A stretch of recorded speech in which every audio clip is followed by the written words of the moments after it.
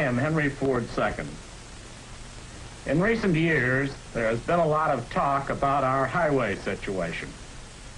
So much has been said that I feel sure a great many of you must have wondered, as I did, whether there was anything a private citizen could do about a problem so big.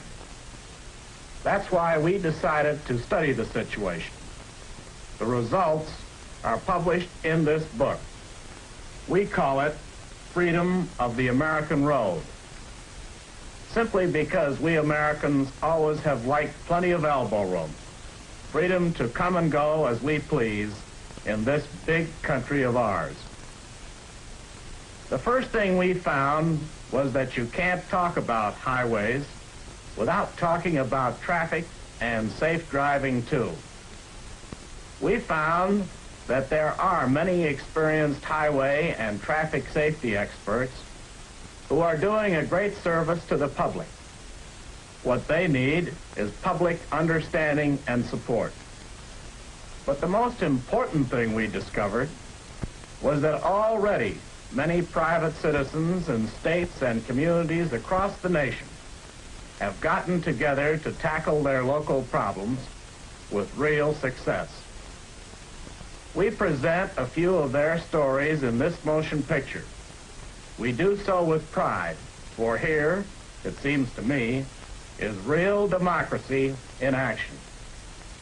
And now for a first-hand report, let's go to our Traffic Safety and Highway Improvement Department and our reporter, Westbrook Van Voorhees.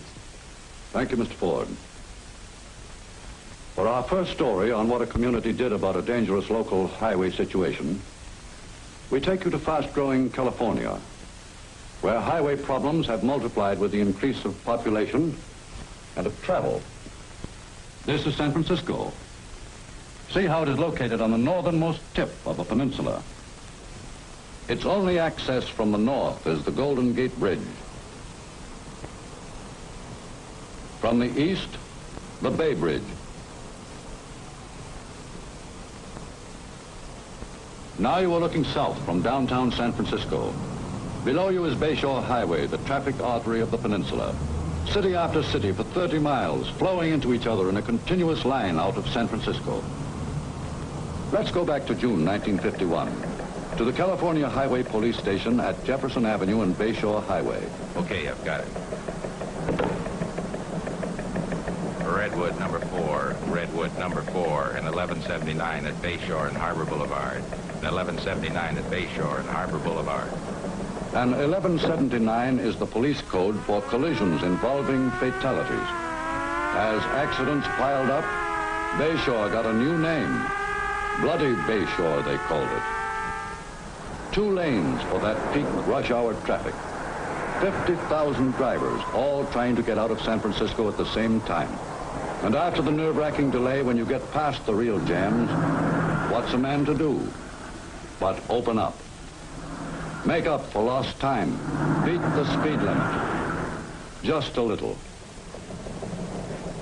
Palo Alto number 3. Palo Alto number 3. And 1179 on Bayshore and Embarcadero. Palo Alto number 3. Palo Alto number 3. And 1179. Somebody's number. Some people, besides the police, kept a record of those 1179s, like the managing editor of the Palo Alto Times, Gene Paulson. You know, we've been trying to do the job a newspaper should do to keep the community alert. We've written editorials, we've headlined the accidents, we've published photographs. Here, take a look at some of these.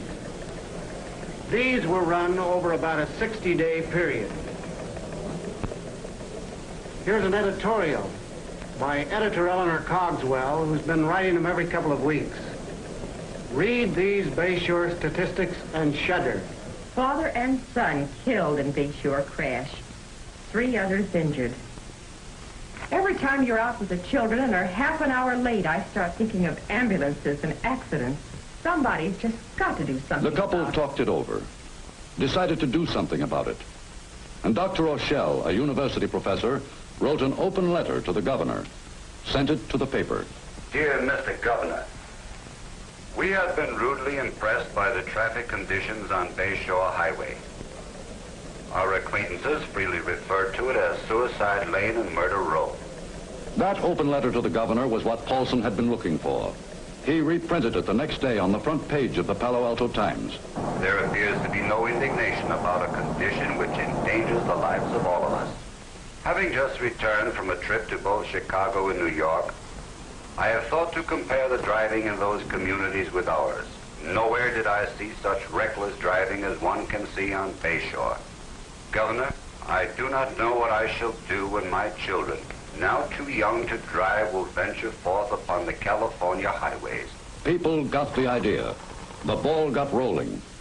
3 hours after the paper hit the stands, the Times switchboard was swamped with calls. Hundreds of letters poured in. The Palo Alto Chamber of Commerce called an emergency meeting. Editor Cogswell kept punching away with the editorials. The Times was keeping the pot boiling.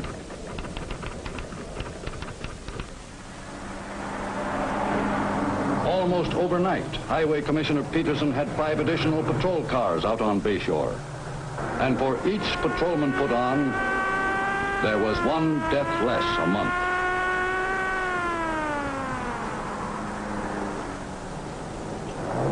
Reduced speed limits were posted at hazardous points. Traffic lights were installed at dangerous intersections. Minor access roads were closed.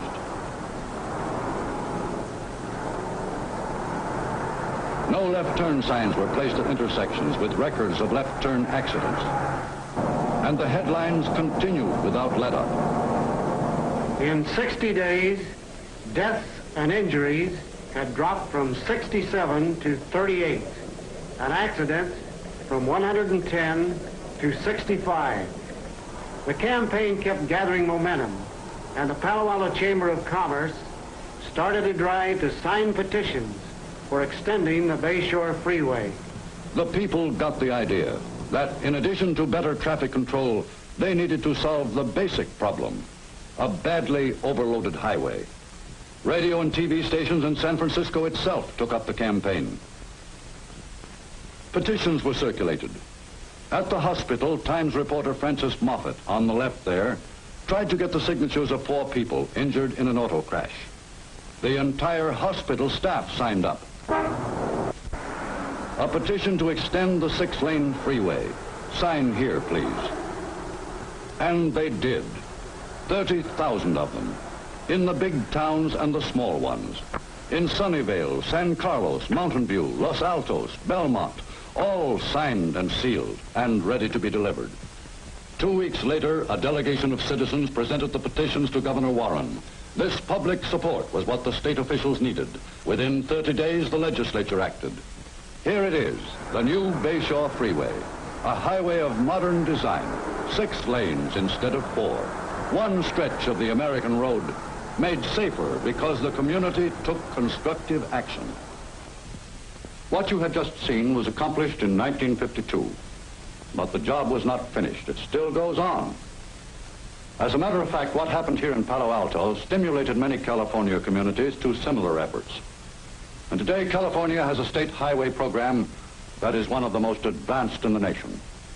Elsewhere, there are highway problems of another kind that have to be solved, like traffic congestion, for example. Ever been downtown in that 6 o'clock bumper-to-bumper madness called a traffic jam? It's worse in our older cities. And so, for our report on how one big city is successfully solving it, let's go east, across the country, to Pittsburgh, where the Monongahela and the Allegheny River join. That's where Pittsburgh was born 200 years ago.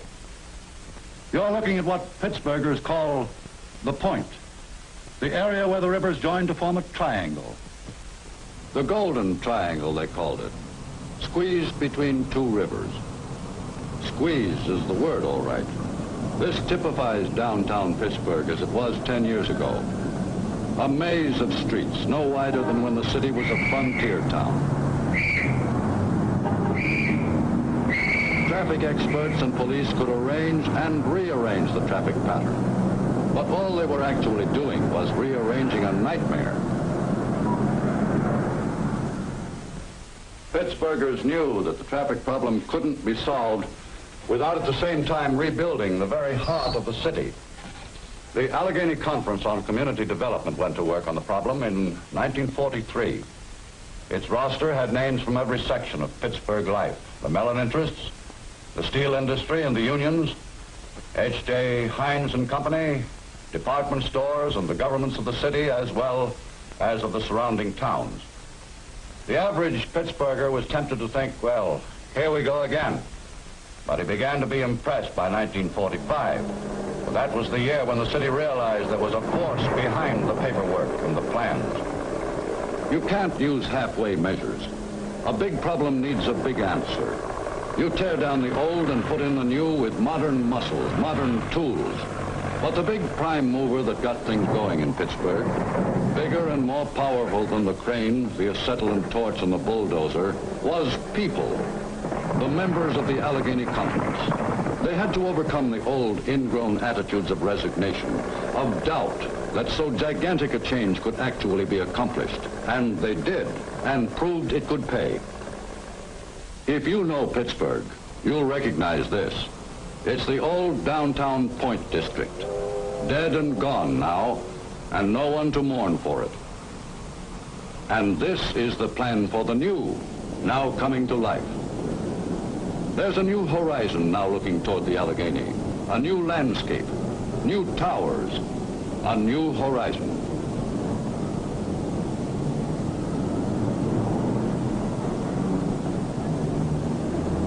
And for the increased thousands who work downtown, there are municipal underground parking garages going down 6 stories. You park your car yourself and pick it up yourself going home. And you go home going out of town along the new expressway. That's part of the same master plan for Pittsburgh. You can drive smoothly and safely in and out of the city now. And so you can say that the American road, as it goes through Pittsburgh, is being opened up, is being made free. In Palo Alto, you saw how public support could help solve the problem of a dangerous and overloaded highway. In Pittsburgh, it was downtown traffic congestion that was strangling a great metropolitan area. Now let's look at what community action did for Boston. Boston is the hub of a very complex highway system. In New England, all roads lead to Boston. And Boston has kept growing, swelling the towns around it. Today, its metropolitan area extends over 42 cities and towns, with a population of 2.5 million. Once, country roads served the outlying communities adequately. But overnight, they became city streets, with through traffic hopelessly entangled, as you see it here. It became so bad that a trip of 15 miles, say from Stoneham, north of Boston, to Newton on the south side, actually took over an hour. At the State House, there was a highway on paper which could have alleviated all that traffic congestion. Lack of public support had kept it in the files until the people of Essex County, through their Board of Trade, got it out into the light of day. Here you see it on the map, Highway 128. Starting from Gloucester, the old fishing port, it swings in a wide 80-mile arc around the rim of Greater Boston, all the way down to Dedham, with its last section now nearing completion. Today, John Smith of Gloucester can leave his family in the morning and travel safely and quickly over a modern express highway to his job. Because new roads, like magic arteries, pump increased values into adjacent land, he now travels past property whose value has increased 100 times over. Along this highway have sprouted 7 great industrial centers, occupied by some of the country's leading manufacturers, and other centers are now being developed. New wealth and new revenues have come to the old New England towns along the highway. And not to forget our Mr. Smith, and thousands more like him, here he is arriving at his place of work without once having had to fight the Boston traffic. When the people of Essex County pushed for the construction of 128 in order to relieve traffic congestion, They didn't know they were going to ring Boston with a golden semicircle. And that's what Highway 128 is called today, Boston's golden semicircle.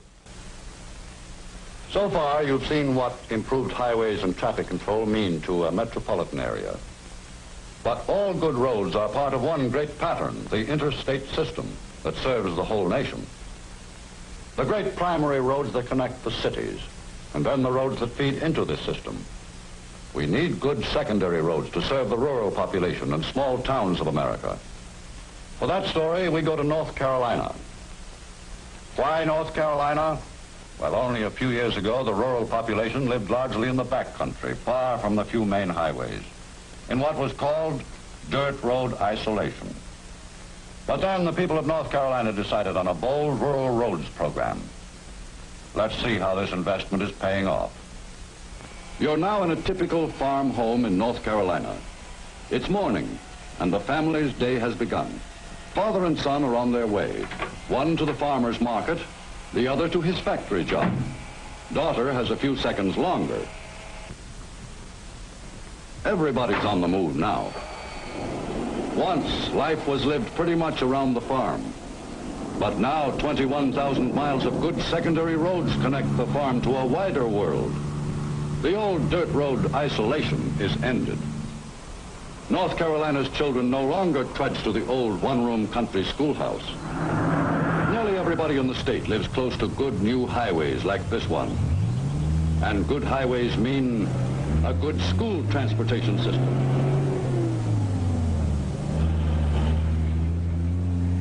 Good roads mean that children from scattered farms can be picked up at all outlying points. Every morning they're on their way to modern schools. The new roads mean that the farmer's son can travel as far as 50 miles to his job at the new factory. And the factory itself could not have been built here if it weren't for the new roads. The rural family can now work in industry as well as on the land. At one time, remote from the big town, the farmer now drives directly to the city market over good roads, a saving in time and effort, making possible new and diversified crops that can be delivered quickly, a big factor in the rapid growth of North Carolina. One of the dramatic changes in rural life is in the schools. The old one-room schoolhouse has been replaced by the big central school. 15 years ago, these youngsters living 20 miles apart would never have known one another.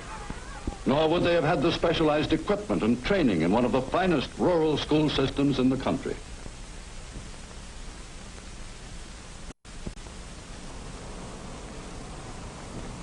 For the farm housewife, the highway leads now to the modern shopping center, to the variety of goods and services she never had before. Farm life has been transformed by the road. The horizon is constantly widening.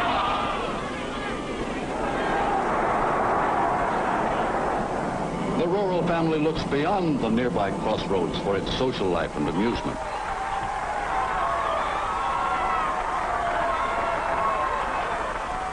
The good road leads to things people couldn't think of years ago. It connects the life of the farm with the life of the town, with the varied activities of people everywhere. This is the payoff on the investment in good roads in North Carolina. A fuller life for country people.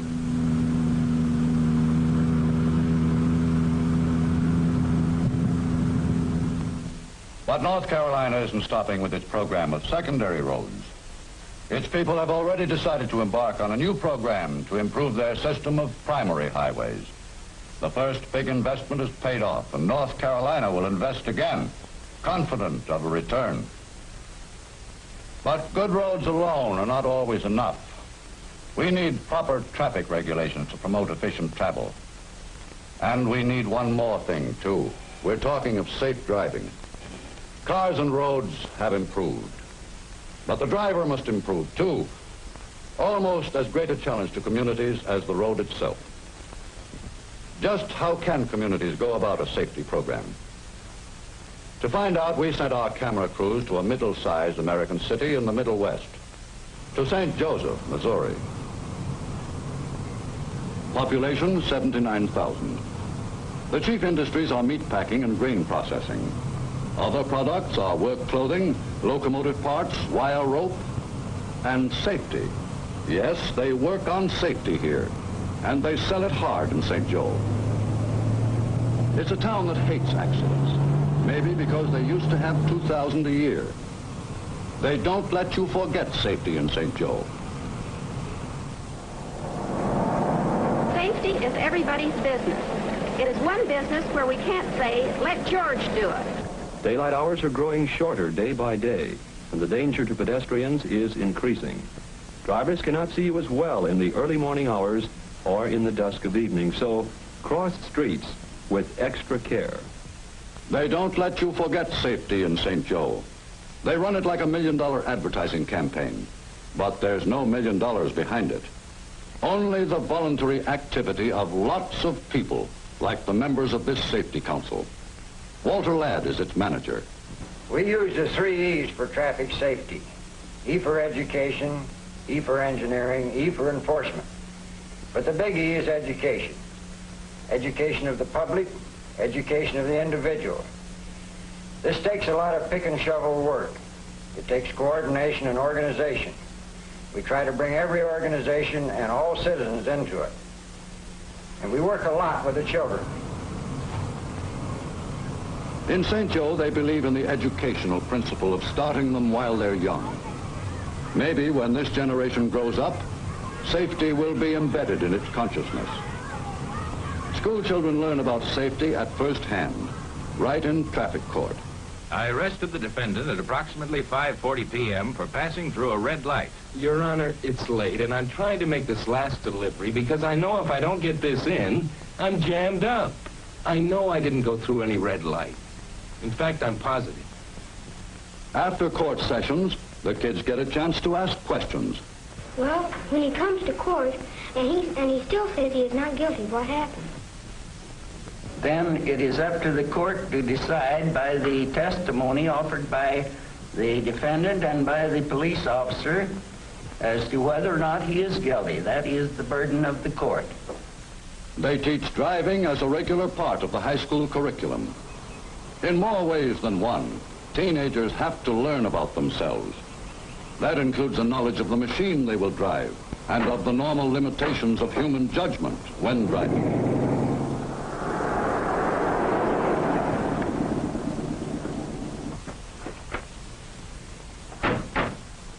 You got to learn to put on your brakes a second sooner, not a second later.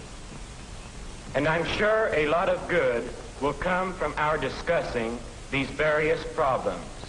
And now I believe we have a few more reports. To sum up the discussion in my section... You're now looking at the annual Teenager Safety Conference. Delegates from all of the high schools participate. The next report, please. We know that there are not enough traffic officers to enforce the laws. Our committee... This is how the adult sense of responsibility develops. This is where community attitude is born. In St. Joe, safety isn't a one-time broadside. Not something for Tuesday to be forgotten Wednesday. It includes campaigning against that tried and true adventurer, the jaywalker.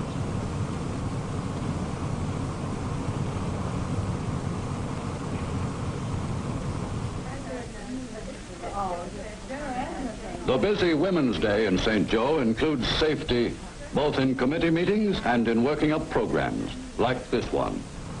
They helped police and car dealers organize this car checkup, and they saw it all the way through.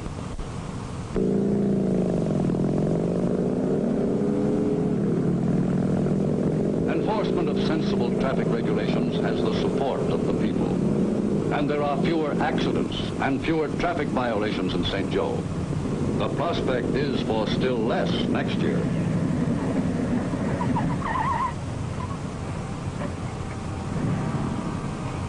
A few years ago, St. Joseph had an average of 17 traffic deaths a year. The last 5 years, the average has been less than 5, and last year we had 1. How did we do this? It was done by awareness of the public in this problem and by an effective program led by the Safety Council, a full-time organization.